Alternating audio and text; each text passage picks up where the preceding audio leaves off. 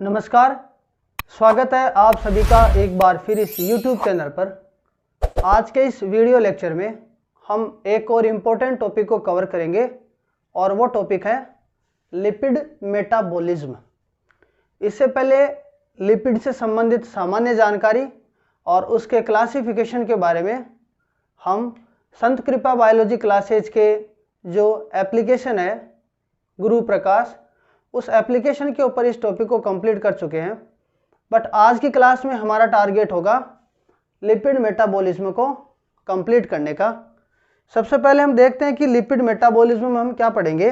Lipid metabolism को हम दो पार्ट में यहाँ पर क्लासिफिकेशन करें। इसका मेटाबॉलिज्म को हम जानते हैं कि ये दो चीज़ों से मिलकर बना होता है। एक को हम बोलते हैं एनाबॉलिज्म और एक होता है कैटाबॉलिज्म। ये दो प्रोसेस आती है मेटाबॉलिक प्रोसेस में। अब अपन आगे देखते हैं इसके अंदर कि ये जो लिपिड है, लिपिड बेसिकली दो चीज़ों से मिलकर बना होता है। एक बना होता है वो ग्लिसरॉल से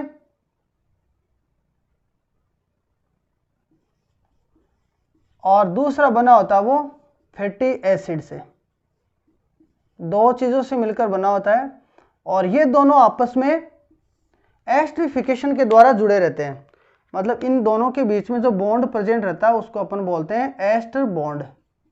ये सिंपल सी लिपिड के बारे में बात हो गई। तो हम क्या देखेंगे इस टॉपिक के अंदर कि ग्लिसरॉल का एनाबॉलिज्म कैसे होता है या ग्लिसरॉल का सिंथेसिस कैसे होता है। Synthesis of glycerol. दूसरा हम देखेंगे फैटी एसिड का सिंथेसिस कैसे होता है, सिंथेसिस ऑफ फैटी एसिड। और तीसरा इन दोनों के सिंथेसिस होने के बाद में हम देखेंगे condensation of glycerol and fatty acid. इन दोनों के जुड़ने से किस तरीके से अपने पास लिपिड बना, उसको अपन इंक्लूड करेंगे किसके अंदर, एनाबॉलिज्म के अंदर। अब अगला जो इसमें हम देखेंगे वो है कैटाबॉलिज्म। कैटाबॉलिज्म का मतलब जब अपने पास ग्लिसरॉल बन गया, अपने पास फैटी एसिड बन गया, अपने पास इन दोनों के कंडेंसेशन से जो लिपिड बना है उसका ऑक्सीडेशन कैसे होगा। तो अपना जो टारगेट होगा वो होगा ऑक्सीडेशन ऑफ लिपिड। तो हम क्या करेंगे, ऑक्सीडेशन ऑफ लिपिड करेंगे। तो लिपिड के ऑक्सीडेशन करने के लिए हम क्या करेंगे, स्टेप वाइज इन सभी को क्या करेंगे, ब्रेक डाउन करेंगे। तो पहला अपन देखेंगे इसके अंदर ऑक्सीडेशन ऑफ ग्लिसरॉल, दूसरा ऑक्सीडेशन ऑफ फैटी एसिड। ठीक है। अब ये ऑक्सीडेशन ऑफ फैटी एसिड के अंदर अपन दो चीजें देखेंगे। एक तो आता है अल्फा ऑक्सीडेशन और दूसरा आता है बीटा ऑक्सीडेशन। आपको ये याद रखना है, अल्फा ऑक्सीडेशन, बीटा ऑक्सीडेशन। और इस टॉपिक में सबसे इंपॉर्टेंट जो टॉपिक रहता है वो आएगा जो है बीटा ऑक्सीडेशन। इसके बारे में क्वेश्चन आते हैं। हम क्या करेंगे, साथ साथ जब टॉपिक में आपको बताऊंगा साथ साथ हम देखते चलेंगे कि कौन कौन से इंपॉर्टेंट क्वेश्चन इसमें से पूछे जाते हैं। अब अपन बढ़ते हैं स्टेप वाइज। सबसे पहले हम देखेंगे सिंथेसिस ऑफ ग्लिसरॉल, कि ग्लिसरॉल का सिंथेसिस कैसे होता है। देखो इस प्रोसेस के अंदर ये प्रोसेस स्टार्ट कहाँ से होगी, डाई हाइड्रोक्सी एसीटोन फॉस्फेट से। तो आपको याद रखना है कि सिंथेसिस ऑफ ग्लिसरॉल कहाँ से होगा, डाई हाइड्रोक्सी एसीटोन फॉस्फेट से। ये पहला नंबर का क्वेश्चन इसके अंदर हो गया। ये आया कहाँ से, ये आता है ग्लूकोज से इंटरमीडिएट प्रोडक्ट के रूप में। कौन सी प्रोसेस है, ग्लाइकोलाइसिस से। हमने देखा था कि इंटरमीडिएट प्रोडक्ट बनता है 3-फॉस्फोग्लिसरॉल्डिहाइड के कन्वर्जन से, जिसको अपन डाई हाइड्रोक्सी एसीटोन फॉस्फेट बोलते हैं। ये कन्वर्ट हो सकता है ग्लूकोज में और ग्लूकोज कन्वर्ट हो सकता है किसमें, डाई हाइड्रोक्सी एसीटोन फॉस्फेट में। ये क्या करता है, NADH2 को यूटिलाइज करके अल्फा ग्लिसरोफॉस्फेटेज का फॉर्मेशन करता है। तो इस प्रोसेस में जो एंजाइम काम में आता है उसको अपन बोलते हैं ग्लिसरोफॉस्फेट डिहाइड्रोजिनेज। आपको याद रख लेना है ग्लिसरोफॉस्फेट डिहाइड्रोजिनेज एंजाइम काम में आता है। ठीक है, एनर्जी यहां पर काम में आ रही है। अल्फा ग्लिसरोफॉस्फेटेज वाटर की प्रेजेंस में और साथ ही साथ फॉस्फेटेज एंजाइम की प्रेजेंस में ये क्या करेगा, फॉस्फेट ग्रुप को रिमूव करेगा और किसको बनाएगा, ग्लिसरॉल को। तो अपने पास एक चीज बन गई ग्लिसरॉल। अब हम दूसरे बिंदु की ओर बढ़ते हैं और वो है synthesis of fatty acid. Glycerol का देखा, अभी अपन देखेंगे सिंथेसिस ऑफ फैटी एसिड। तो इंपॉर्टेंट क्वेश्चंस जो साथ साथ में है, पहला है एनिमल सेल, ईस्ट सेल के अंदर ये जो प्रोसेस होगी वो कहाँ होगी, साइटोप्लाज्म में। सबसे बड़ी बात, साइटोप्लाज्म में ये प्रोसेस कंप्लीट होगी। प्लांट सेल के अंदर ये प्रोसेस होगी क्लोरोप्लास्ट के स्ट्रोमा के अंदर, जहां पर डार्क रिएक्शन होती है वहां पर ये प्रोसेस होगी। इसको स्टार्ट करने के लिए अपन को चाहिए प्रिकर्सर, उसको अपन बोलते हैं एसिटोइल कोएंजाइम। तो ये पूछे आपको एग्जाम में कि सिंथेसिस ऑफ फैटी एसिड कौन से प्रिकर्सर से होगा, तो आपको बताना एसिटोइल कोएंजाइम। एसिटोइल कोएंजाइम एक सटल सिस्टम को फॉलो करता है, उसको हम देखते हैं। अब ये प्रोसेस हो रही है साइटोप्लाज्म के अंदर, इसलिए वो सटल सिस्टम क्या है वो अपन इसमें देखेंगे। ये देखो, अपन ने ये देखा था सिंपल एक डायग्राम, इधर देखो पहले आप कि ये मेरे पास एक सेल है। सेल में मैंने बताया था कि साइटोप्लाज्म में ग्लूकोज कन्वर्ट होता है पायरुवेट में, और वो अपन ने प्रोसेस देखी ग्लाइकोलाइसिस। पायरुवेट चला जाता है माइटोकॉन्ड्रिया की मैट्रिक्स में और कन्वर्ट किस में हो जाता है, एसिटोइल कोएंजाइम में। अब एसिटोइल कोएंजाइम कहां पर पड़ा है, ये माइटोकॉन्ड्रिया की मैट्रिक्स में, और हम बोल रहे हैं कि ये प्रोसेस हो रही है साइटोप्लाज्म में। तो अपना टारगेट क्या है कि इस एसिटोइल कोएंजाइम को इस माइटोकॉन्ड्रिया की मैट्रिक्स से अपन को लेके आना साइटोसोल में। अब ये जो एसिटोइल कोएंजाइम है माइटोकॉन्ड्रिया की जो इनर माइटोकॉन्ड्रियल मेम्ब्रेन है उसको डायरेक्ट क्रॉस नहीं कर पाता है, इसलिए क्या होता है एक सटल सिस्टम काम में आता है। पहले किसी दूसरे प्रोडक्ट में कन्वर्ट होता है और फिर क्या होता है ये फैटी एसिड के सिंथेसिस में पार्टिसिपेट करता है। ये देखो मैंने इस डायग्राम के अंदर ये इनर माइटोकॉन्ड्रियल मेम्ब्रेन बनाई है, ये माइटोकॉन्ड्रिया की मैट्रिक्स है और उस मैट्रिक्स में क्या पड़ा है, एसिटोइल कोएंजाइम। ये साथ साथ में क्या हो गया इधर साइटोसोल। अब क्या होगा, ये एसिटोइल कोएंजाइम किस में कन्वर्ट होगा, सिट्रेट में। एंजाइम कौन सा आ गया, सिट्रेट सिंथेटेज, नाम से पता चल रहा है। ये सिट्रेट आराम से क्रॉस कर लेगा किसको, माइटोकॉन्ड्रिया की मेम्ब्रेन को, और आ गए साइटोसोल में। ये साइटोसोल में सिट्रेट आ गया, वहां पर एटीपी कंसंट्रेशन ज्यादा रहती है, तो ये वापस से कन्वर्ट किस में हो जाएगा, एसिटोइल कोएंजाइम में, by the use of citrate lies. Lies का मतलब ब्रेकडाउन हो गया। अब ये सिट्रेट कन्वर्ट किसके अंदर हो गया, ऑक्जेलो एसिटिक एसिड। ऑक्जेलो एसिटिक एसिड इस मेम्ब्रेन को क्रॉस नहीं कर पाता है, इसलिए कन्वर्ट किसके अंदर होगा, मेलेट के अंदर, by the use of NADH। इसने NADH को काम में लिया, ये मेलेट क्रॉस करके वापस से कहां पर आ गया, मैट्रिक्स में। ये कन्वर्ट किसके अंदर होगा, ऑक्जेलो एसिटिक एसिड में, और इसने वापस से क्या किया, NAD को कन्वर्ट कर दिया NADH में। तो यहां पर एनर्जी है वापस से क्या हो गई, बैलेंस हो गई। ये ऑक्जेलो एसिटिक एसिड किस में कन्वर्ट हो गया, वापस से सिट्रेट में, और इस तरीके से ये प्रोसेस चलती रहेगी। अब अपने पास एसिटोइल कोएंजाइम कहां पर आ गया, अपने पास आ गया साइटोसोल के अंदर, और वो पार्टिसिपेट करेगा किसके अंदर, फैटी एसिड के सिंथेसिस में। अब अपन चलते हैं आगे इसके, अपन देखो इसके अंदर मोस्टली जो हम बात करते हैं फैटी एसिड की, तो हम बात करते हैं पामेटिक एसिड की, और उस पामेटिक एसिड के अंदर कितने कार्बन होते हैं, 16 कार्बन। अब अपन देखते हैं कि ये कार्बन किस तरीके से ऐड होते जाते हैं और ये जो पामेटिक एसिड है उसका फॉर्मेशन होता है।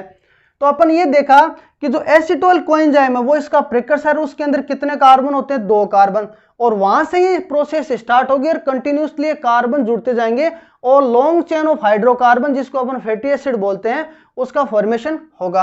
देखो पहली स्टेप के अंदर क्या है, यहाँ पर एसिटोइल कोएंजाइम कार्बोक्सिलेशन प्रोसेस होगी और उसके थ्रू ये कन्वर्ट हो जाएगा मेलोनाइल कोएंजाइम में। यहां पर इसने क्या काम में ले लिया, एटीपी काम में ले लिया, साथ में HCO3 नेगेटिव इसने काम में लिया और कन्वर्ट हो गया मेलोनाइन कोएंजाइम में। मेलोनाइन कोएंजाइम जो है मेलोनाइल ट्रांसफेरेज की प्रेजेंस में कन्वर्ट किस में हो गया, मेलोनाइल एसीपी के अंदर। मतलब एसीपी एक प्रोटीन है जिसको अपन बोलते हैं एसाइल कैरियर प्रोटीन। ये कैरियर प्रोटीन इसके ऊपर आ गई और अपने पास बन गया मेलोनाइन एसीपी। इसको अपन ने बोल दिया इसमें कितने कार्बन हो गए, 2 कार्बन। एक बात तो ये हो गई। दूसरा इसमें क्या हुआ, ये एसिटोइल कोएंजाइम एसाइल कैरियर प्रोटीन की प्रेजेंस में और साथ ही साथ ट्रांसफेरेज की प्रेजेंस में, क्योंकि इस प्रोटीन को ट्रांसफर करना है, कन्वर्ट किस में हो गया, एसिटोइल एसीपी में, एसिटोइल एसीपी में। और इस प्रोसेस में इसके पास कितने कार्बन आ गए, 2 कार्बन, 2 कार्बन और ये 2 कार्बन। इसका मतलब मेलोनाइन एसीपी और एसिटोइल एसीपी दोनों कंडेंसेशन शो करेंगे, संघनन शो करेंगे, और उन्होंने बना लिया एसिटो एसाइल एसीपी, एसिटो एसाइल एसीपी। ये बन गया अपने पास एसिटो एसाइल एसीपी। कार्बन कितने आ गए इसमें, 4 कार्बन।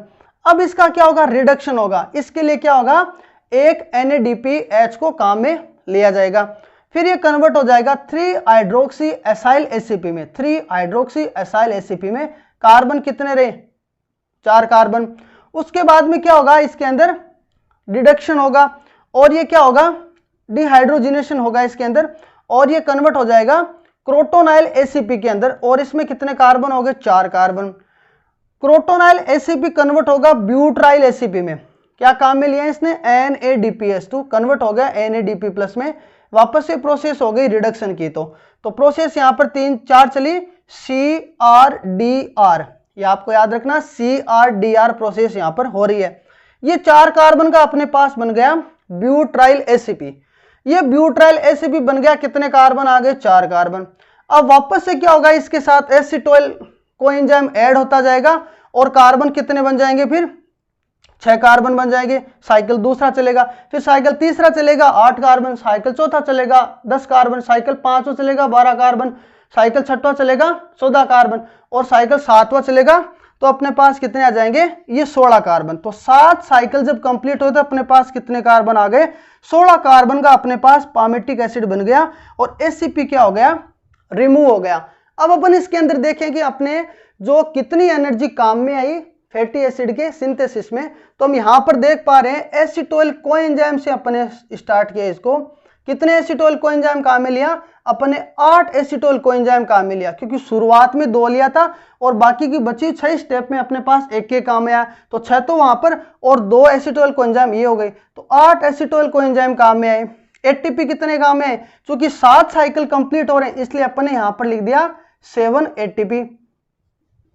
और साथ ही साथ में अपने पास NADPH2 कितने काम है, देखो एक प्रोसेस के अंदर एक तो ये आया और एक ही आया, तो इसका मतलब 7 साइकिल के अंदर फिर कितने हो जाएंगे 14, एक में 2 आ रहे हैं तो 7 साइकिल में कितने आ गए, ये अपने पास 14 NADPH काम में आ गए।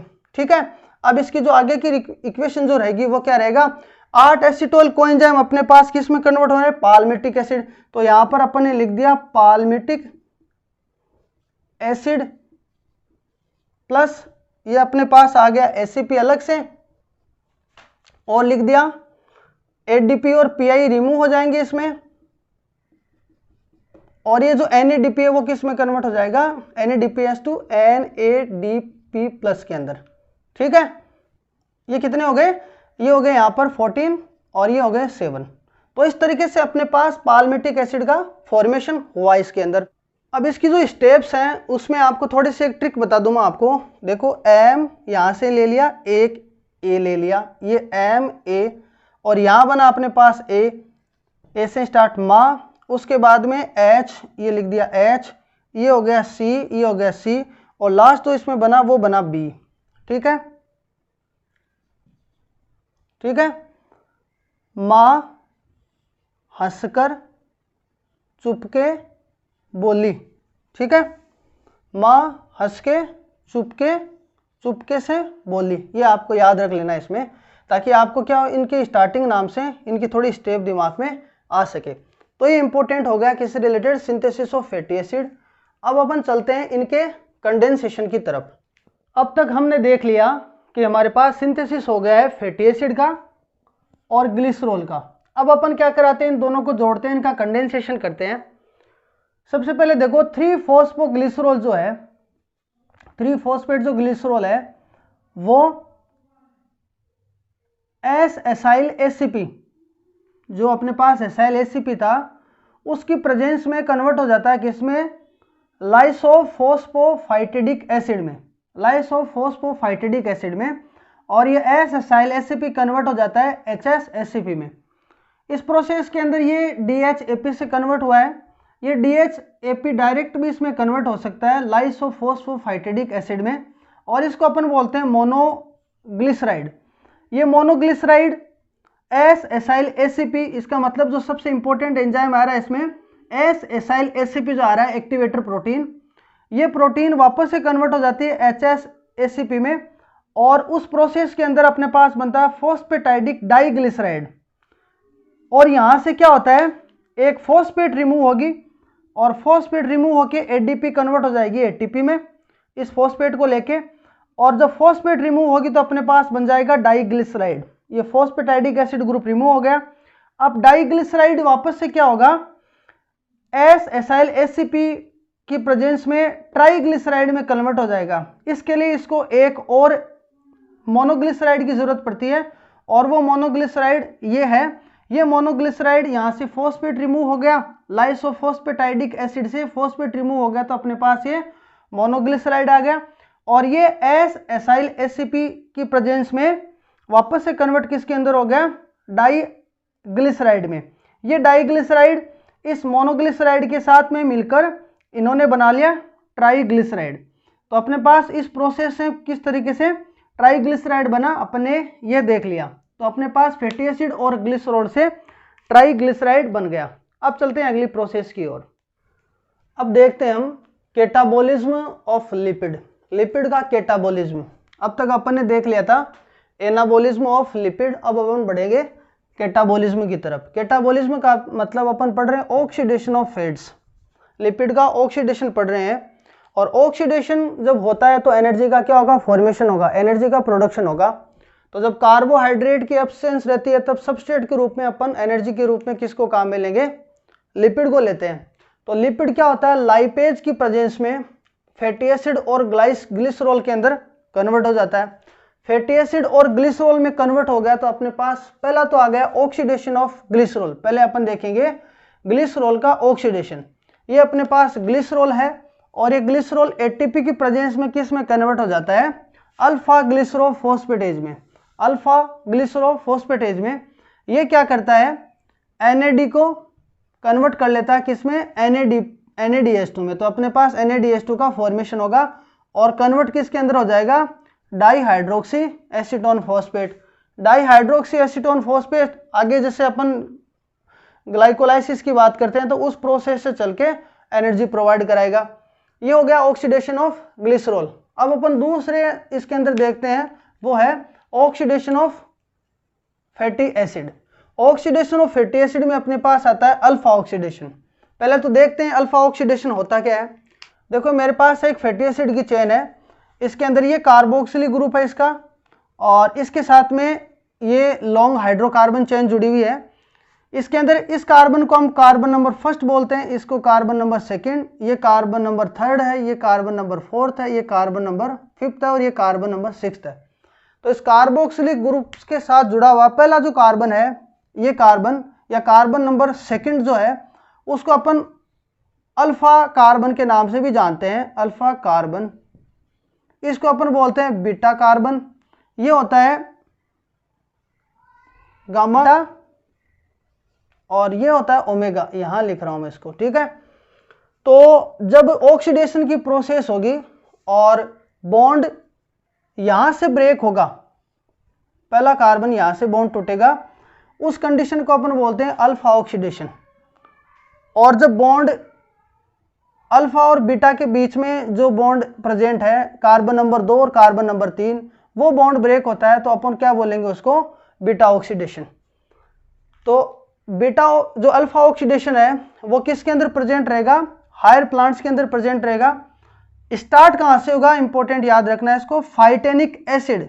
फाइटेनिक एसिड से स्टार्ट होता है, और फाइटेनिक एसिड कहां बनता है, ये फाइटोल से बनता है। फाइटोल आपने देखा होगा क्लोरोफिल के अंदर, जो फाइटोल जो रिंग होती है उसके अंदर, फाइटोल रिंग के अंदर जो प्रेजेंट रहता है फाइटोल, उस फाइटोल के कन्वर्जन से बनता है फाइटेनिक एसिड, और ये फाइटेनिक एसिड बनाता है प्रिस्टेनिक एसिड। प्रिस्टेनिक एसिड को बनाएगा, और प्रिस्टेनिक एसिड आगे कहां पर जाएगा, बीटा ऑक्सीडेशन के लिए। अब ये जो प्रोसेस है अल्फा ऑक्सीडेशन की, वो 13 कार्बन से नीचे की अगर कोई चेन होगी तो उसके अंदर ऑपरेट नहीं होगा। अब इससे रिलेटेड एक डिजीज है, उसको बोलते हैं रेप्सम डिजीज। ये रेप्सम डिजीज कब होती है?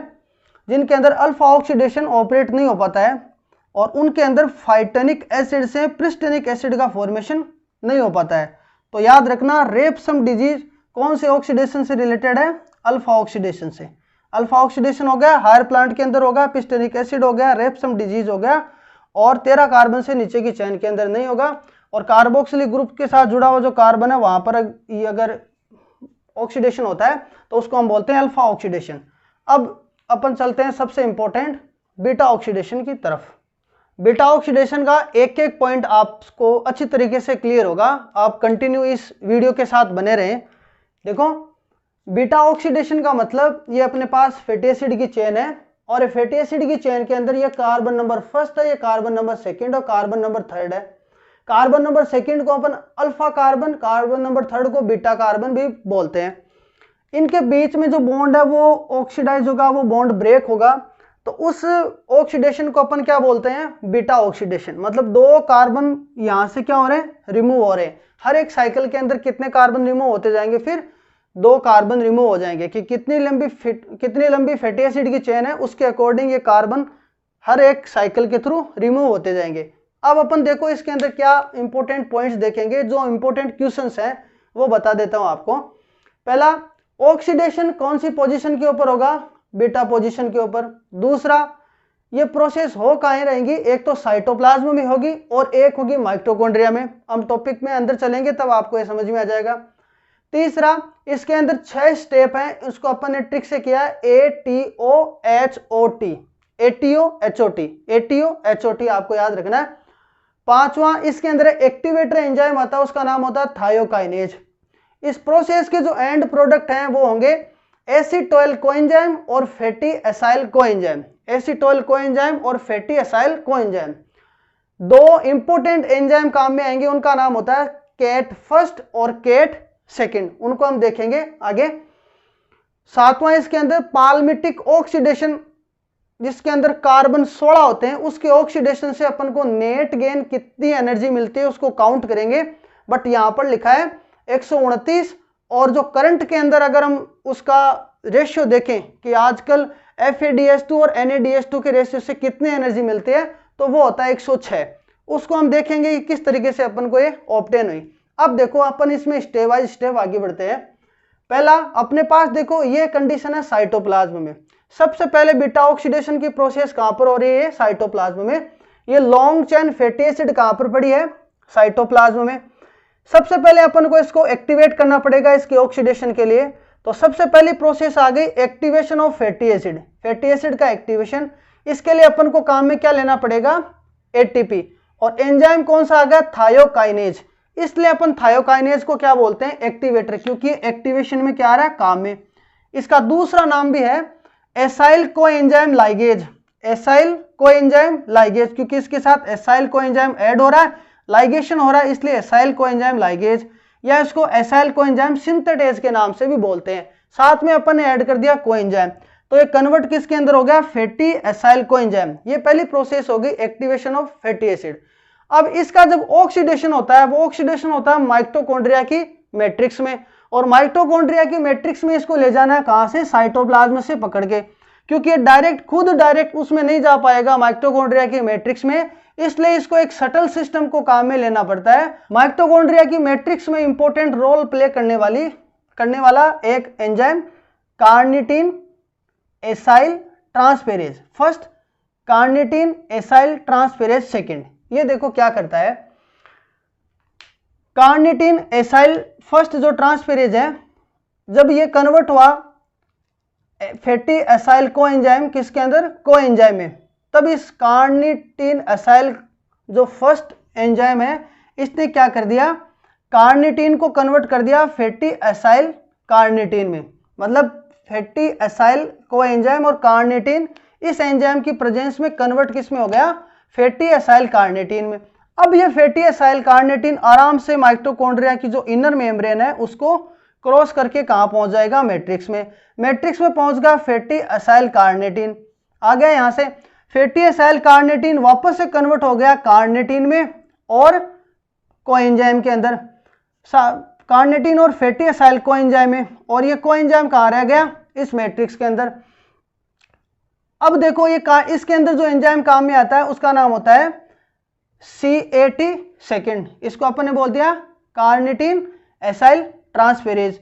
ये कार्निटीन अपने पास बन गए, कार्निटीन वापस से चला जाएगा इस इंटरमेम्ब्रेन स्पेस, जो माइटोकॉन्ड्रिया का स्पेस है उसके अंदर चला जाएगा, और ये फैटी एसाइल कोएंजाइम अपने पास कहां पर आ गया, मैट्रिक्स में।